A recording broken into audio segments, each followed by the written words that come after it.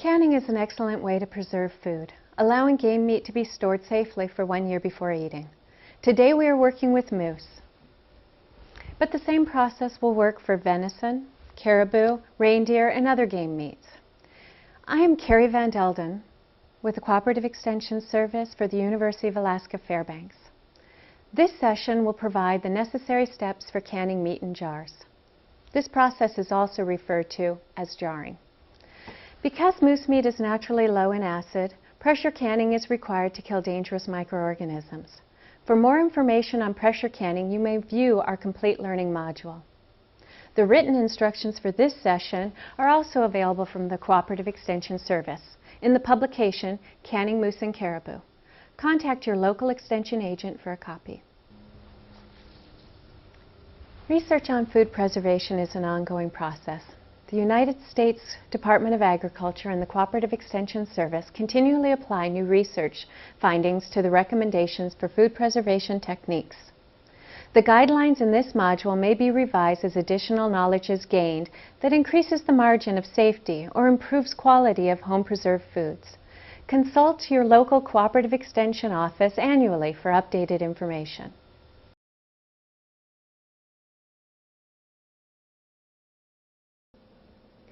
The equipment necessary for canning moose includes a pressure canner with a dial gauge or weighted gauge, canning jars, 2-piece self-sealing lids, a jar lifter, a sharp knife, a plastic knife.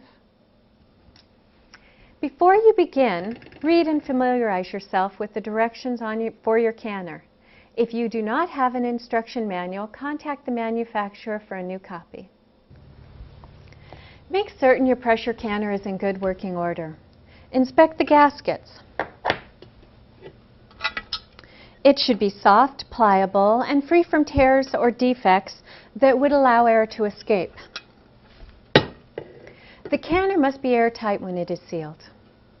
Check the safety plug to see that it is correctly seated. Hold the canner lid up to the light and make sure the vent is not blocked. If you're using a dial gauge, have it checked annually for accuracy. Dial pressure gauges may be checked by your local Cooperative Extension agent. For canning game meat, you may use half-pint, pint, or quart jars. Make sure you follow the specific instructions for the jar size you choose. Processing times vary. You will use a 2-piece lid to seal the jars. The flat lid has the sealing compound, and the ring holds the lid in place until the jar is sealed. Lids cannot be reused. Use new lids every time you can. Rings may be reused if they are not bent or rusty.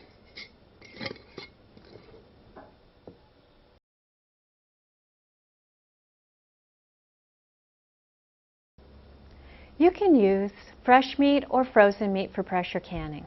When using frozen meat, thaw it in the refrigerator or place wrapped meat under cold running water.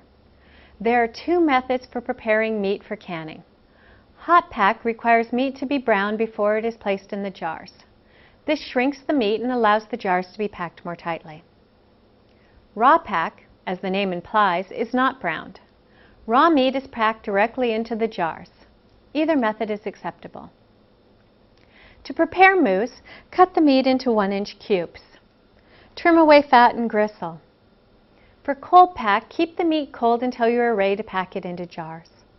For hot packed moose, brown the meat in a skillet with a small amount of oil.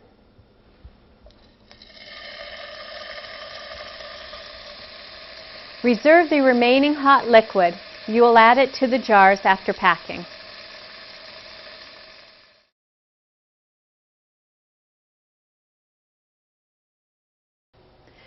In preparation for canning, wash jars in hot soapy water.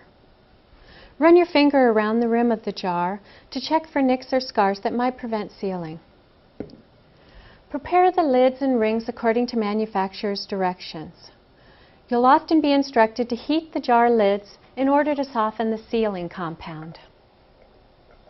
Salt, seasoning salt, garlic, onions, and other spices may be added to the top of the packed moose. If you decide to use seasoning, we suggest a half teaspoon of salt for each pint jar and 1 teaspoon of salt per quart jar. Seasoning is optional and not part of the preservation process. Pack mousse solidly into the jars. For hot packed jars, use a funnel to pour the reserved hot liquid from the skillet into the jar. If additional liquid is needed, you can use boiling water, broth, or tomato juice.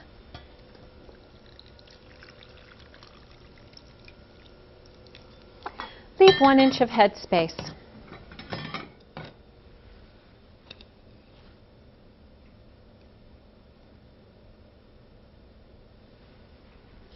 Run a plastic knife around the inside of the jar. This will release air bubbles. For cold packed jars, you will only add meat and seasoning if desired. Do not add liquid.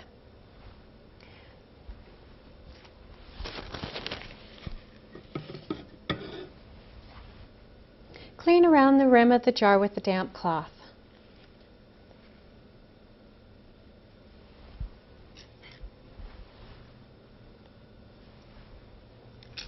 And attach the lids and rings.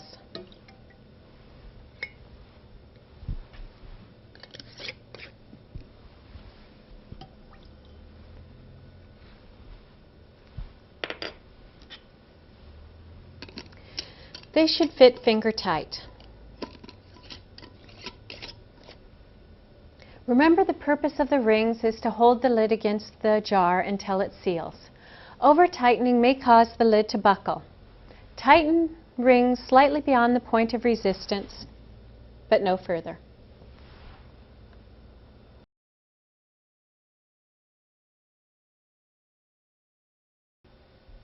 To begin the canning process, center your empty canner on the heat source and add 2 to 3 inches of water.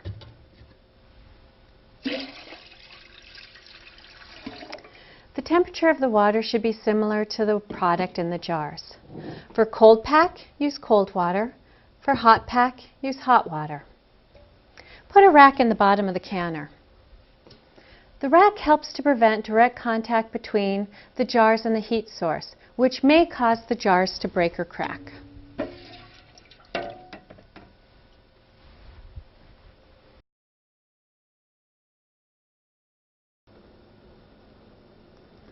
Place filled jars on the rack in the bottom of the canner.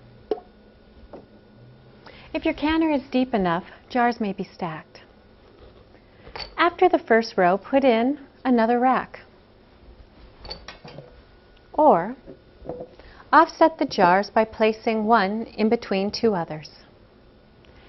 When your canner is filled, fasten the lid securely. Lids fit on one way. Most lids have an arrow showing where to match the lid to the handle. Be sure the lid locks completely.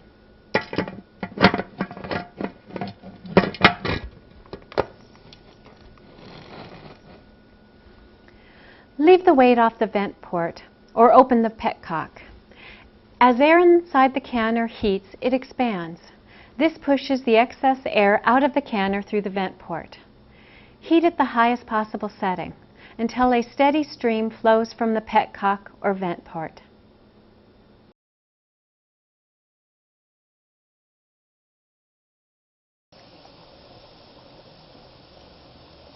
Once there is a steady stream, allow steam to escape for 10 minutes.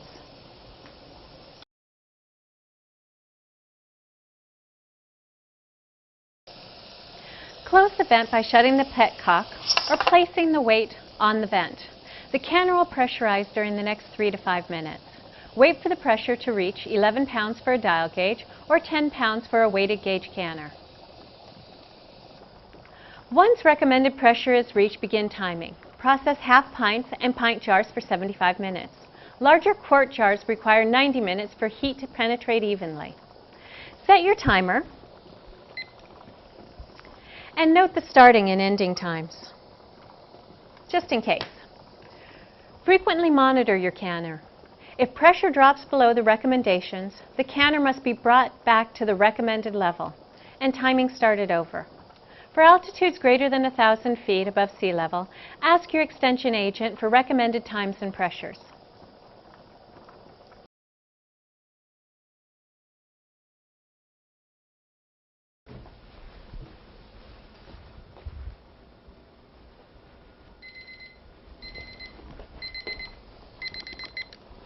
When the timing process is complete, turn off the heat. Remove the canner from heat if possible and let the canner depressurize. Allow the pressure to drop naturally. Do not apply cold water or cold cloths.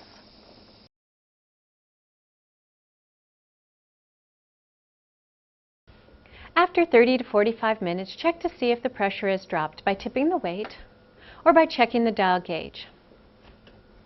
Open the vent when the pressure reaches 0 and no steam escapes when the weight is tipped. Wait 10 minutes before removing the lid.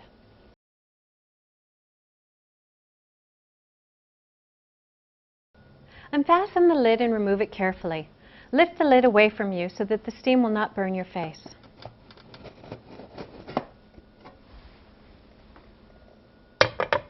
Remove the jars with a lifter and place them on a towel or cooling rack.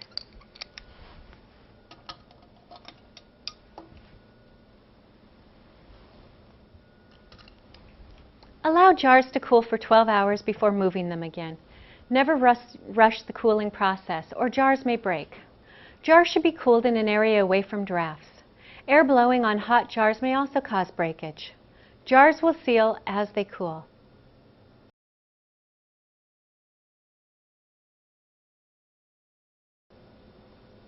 When the canning process is complete and your jars have cooled for 12 hours, check the seals by tapping the lids. If one of your jars does not seal, like this one, you have 3 options. You can reprocess the unsealed jar within 24 hours using a fresh lid, freeze the contents of the unsealed jar, or refrigerate the jar and use the product within 3 to 4 days. Reprocessing does not affect the quality of the meat. Rings may be removed from the jar when the cooling process is complete and you have checked the seal. Label your jars with the date, processing time, and processing method. Store canned goods in a cool, dark place. For best quality, you want to use your mousse within 1 year.